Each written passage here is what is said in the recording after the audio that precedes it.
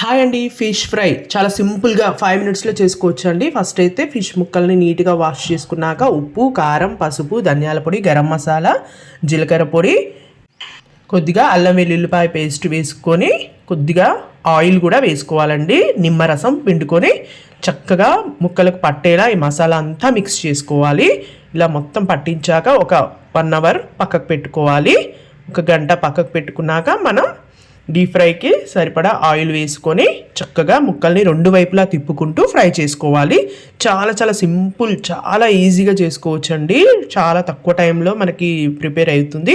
మీరు ఇంకా ఫ్రై చేసుకోవాలనుకుంటే నైటే ఇలా మ్యాగ్నేట్ చేసుకొని పెట్టుకుంటే మీకు ఇంకా ఈజీ అవుతుంది. చాలా చాలా బాగుంటుందండి. టేస్ట్ అయితే సూపర్గా ఉంటుంది. చూస్తున్నారు కదా, ఈ విధంగా 2 వైపులా గోల్డెన్ కలర్ వచ్చేంత వరకు ఫ్రై చేసుకోవాలి. ఈ ఆయిల్ని మళ్ళీ రీయూజ్ చేయొద్దండి. లాస్ట్గా కొత్తిమీర వేసుకోవాలి. చాలా బాగుంటుంది.